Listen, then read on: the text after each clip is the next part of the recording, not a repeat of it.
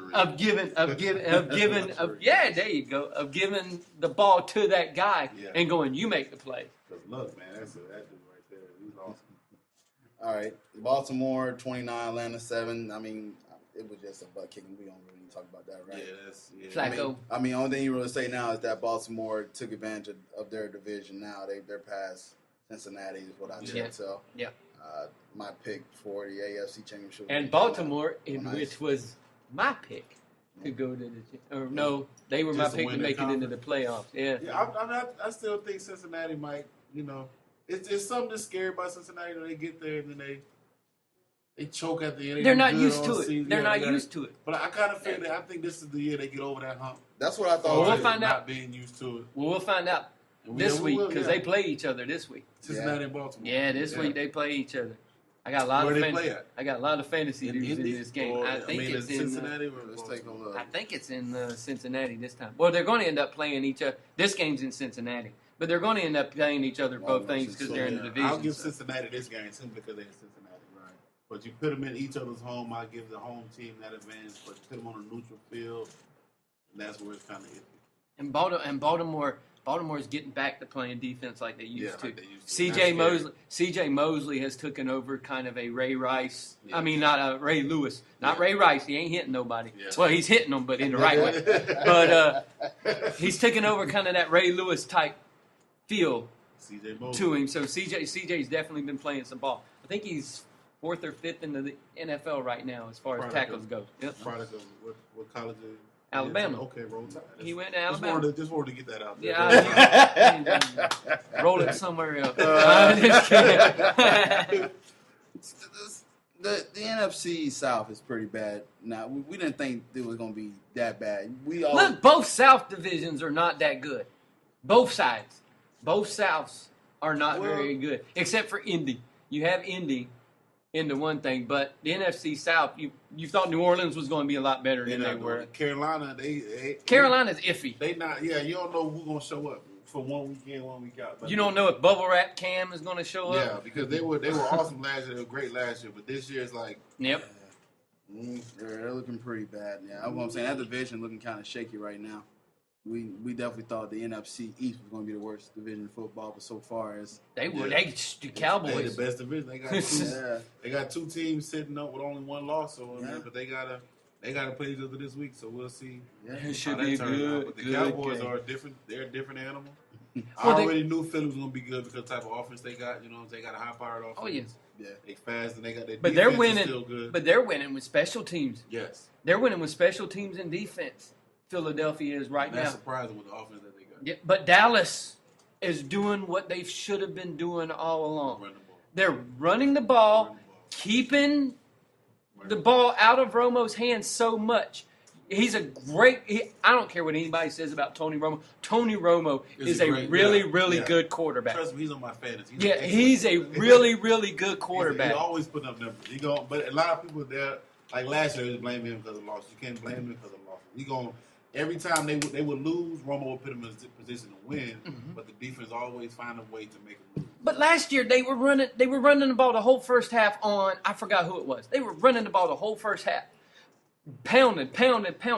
Completely went away from them in the second half, and it fell apart because they're trying to put too much on. They were trying to put too much on Romo. Now they're figuring out, but I don't want them to wear down Murray because he's very fast. Because but he's a beast. He's a beast. He's a beast. He runs smart. But you don't want to overwhelm him. Yeah. Because we've seen what happens when you overwhelm running backs, and then all of a sudden they hit a wall and they're done. See them like Denver's offense and the Cowboys offense. The Cowboys offense, they run to set up the pass. Mm-hmm. But you got a good quarterback in Romo, so you really don't have to do that. But Denver's offense, they pass to set up the run.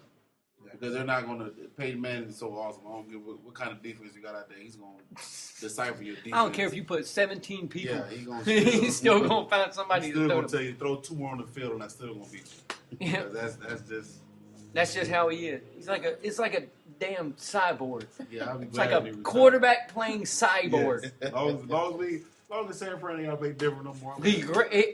I've said it before. He's the greatest regular season quarterback that we have been lucky enough to been able to watch. Yeah, when he get in the playoffs, But playoff time, it's a totally different animal with that man. He started playing like Blaine Gabbert. A whole different, like, what is going on? How do we get this guy? Where did I fall out at? Well, just let you know, Washington beat Tennessee. We'll just keep that moving. Yeah, Next. Colt McCoy. Yeah. Colt McCoy. Shout out to him. Yeah, we were all wrong about Mr. Kirk Cousins. Yeah, everybody was wrong. Yeah. But when you see what happens when you get some games under your belt. Yeah, you see what happens when you don't just jump into a Jaguar game. Exactly. St. Louis surprisingly beat Seattle with tricks. With tricks. The damn punt return trick. I still had to watch that 2 times to figure out what happened. And They just all the blockers were in one way. So instead of looking up to see where the ball in the ball direction was going, you know people are used to uniform. Exactly. They just ran that way. They just follow whatever the blocking setup. They just follow the punter was the only one that knew which way he was coming because he followed kicked the shit. He followed the ball like, okay. Yeah, he was like, okay. He probably wondering why everybody running. Exactly. Like, what is going on? They had him totally faked out. You know the punter ain't blocking nobody. He but protect his legs. The fake punt, that was awesome. Was one of the gutsiest calls I've ever seen. Because they were in field goal position already. You on your no, they was on their own. Yeah, they were in position. If they didn't get it, Seattle would have just had to kick the field goal and win the game. And I'm like, dude, that is some gutsy. But this is the guy that done the damn. This is the guy that done the damn miracle on Tennessee. You got to think it's a saying out there. If you eliminate fear, anything's possible. Yeah. So where St. Louis is their records at right now, they don't have no fear. They just out there. Oh no, they just out there playing. So why not put everything on the table? Yep, they just out there playing ball now. Y'all worried about Seattle right now? No, because especially I'm a San Fran fan. That's what I'm worried about. But after this week, with all the junk that went on, with all the stuff coming out about Percy, I think it proved to be a little bit of a distraction. Yeah. But when you have what they have on that team, I'm not worried about them going on throughout the season. I think they'll be able to right the ship. They'll be able to go and do what they do. Calm down and play good ball. Exactly. I mean, but you got to think Percy Harvin was a weapon. He was a big weapon. You can't say they're going. But not for. They're going to take away. They're not going. But really not for them. He wasn't really a weapon because he only caught 122 yards worth of balls. The other guys were their leading receiver caught that in one game. Yeah. So it's very deceptive. Exactly. Yeah. That's what I'm saying. So, all right, we'll go to your game here, the Jaguars. We finally were able to leave a game happy. Jaguars won 24 to 6 against Cleveland. To 6. What did y'all do here? The defense. You've been to games with me, so you saw you were at the Pittsburgh game. So the gradual progression of the defense getting better and better and better is coming. This was what I saw when you were at training camp and everything, and why I predicted them to do so well this season is because I thought we were going to be able to rely on the defense until Blake Bortles became ready to come into the game, and then he was going to kind of help the offense. Well, now that defense is turning out. It's finally showing up. They're getting comfortable. They're playing our younger guys, and our younger guys are contributing. Sure, we lost Pozleski for the that rest. That was the only negative about this game. 48. Yeah, that was the only negative about. Well, Branch tore his groin, so he's out 6 weeks, and Pozleski tore his whatever that. Pectoral. Yeah, I don't know because I don't have one.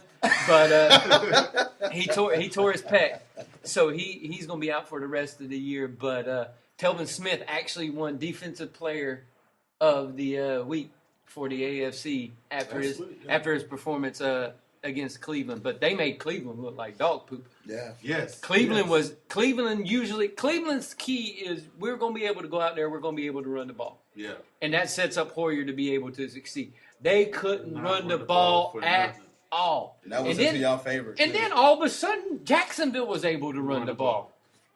I don't know where Derard Robinson was hiding this at. And I'm glad he brought it out. It's not that he was hiding. They just, like you said, you got to give. If you're going to stick with somebody, you got to stick with them and go with them. But I don't know where they thought Gerhardt was a starting running back, which he's not. He should be like a fullback blocking for someone. Yeah. Instead of sitting there because he don't have no kind of where he just runs straight. You know what I'm saying? Yeah, so he's not trying to get away. He's a from bull. it. He's a bull. I'm just gonna run you over. Yeah, he's a bull. No, Yeah. you know what I'm saying? You're still not getting that 1 yard you're trying to beat this guy for. So Denard Robinson, if you get him if you acclimate him more into the running game, it'd be a lot better. Well, the good part about it was what I noticed when I was watching it is they went to 3 wide receiver sets to spread them out because Denard's great in space. If you can give him that little bit of space, he's able to use it. So when you spread them out and you're in there with a tight end and then your 3 receivers are spreading them out, he was able to find holes and cut back. And the offensive line played. Storm Johnson did Storm to me is our best running back. Yeah. Because he's the one with the natural ability, running back game. Yeah. Denard's coming into it because he's learning. But he's having to learn a new position. That's what's to implement a Wildcat. But the thing is, you don't even want to get me started on the Wildcat. I cannot be a proponent of less of a thing than the Wildcat position. It worked for Miami for 2 games, and then people figured it out, and you never seen any more out of it. So the Wildcat to me was one of those fads that should have stayed in college. Yeah. Because that's where it was used successfully. And when people were you got to think they were running it with 2 of the best running backs in the country. So you're able to run that because you didn't know if one of them was going to hand the ball off to the other one. Yeah. So that it succeeded there because you didn't ever know which one of them damn dudes was going to get the ball. And whichever one getting it, they can take it. Exactly. 20, 30 yards at a time. McFadden and Jones were just crazy dominant. Florida figured it out. But Denard played quarterback in Michigan, so you think y'all can probably utilize that, or you don't want to try to? But they won't let Denard throw it. They're trying to instill the running back into Denard. So they don't want him doing all that stuff now. Plus, you don't want to get too gimmicky. Especially when you got who you got back there playing quarterback right now. Yeah. You got the guy. You got your guy. You got the guy. You got your guy. Right guy. You want to make him comfortable. And when you go and do all these gimmicks and stuff like that, you're not showing as much confidence in him as you should be showing. If you want this guy to go, you know what? You're the guy. We're going to put all of our faith in you. Then put your faith in that dude and let him operate the offense. But Denard played outstanding. The offensive line played phenomenal. Besides, for a few, Bortles played. He played well. Well, he played good, but he said he had a bad game. But one of the interceptions, he got drilled as soon as he was throwing the ball. The other one, because we have such young receivers, I don't think they get the concept of coming back for the ball in the NFL. So a lot of them that he's throwing, he's putting where they were supposed to be, but the corners are running a better route. Yeah. And they're just getting to the ball. But the bullet he threw to the bullet he threw to Robinson, and then Robinson made that turn upfield. Yeah. I'll say this: if they somehow Justin Blackmon comes back to this team somehow, some way, if he comes back to this team, that is one dangerous wide receiving core. Especially with the receivers you got now. You still got Hurd, the guy, and then Robinson. They're 2 great receivers. And you got Lee, who's our fast try to stretch the field. But Allen Robinson reminds me a lot of Justin Blackmon because he's physical. His hands are huge, and when he catches it, it's not going nowhere. He's got it. But he's able to when you take that hit, he's able to turn and go. You got Cecil, but can Cecil's hamstring stay healthy? That's the one bad thing about Cecil. Good receiver. Yeah, he's a good hands, smart route runner, but can he stay healthy? And he has proven throughout his career here that he cannot stay healthy. All right, Colts. But I was excited. No, you were. Just to watch the Jaguar jump in the pool at the end of the game was hilarious. Yes, I said jump in the pool. Nice. All right, well, the Colts ended up blanking the Bengals 27-0. Hence is why I'm kind of Cincinnati. You never know. Yeah, never know. You never know with them what you're gonna get. Trust me, I was upset because I had the Colts defense on my fantasy bench. On the bench, and what did they score you, like 733 points? Yeah, trust me, them And Tony Romo would have been started Brian Hoyer. Don't start talking about fantasy. My man here lost by not even a point. He lost by decimal points because they wouldn't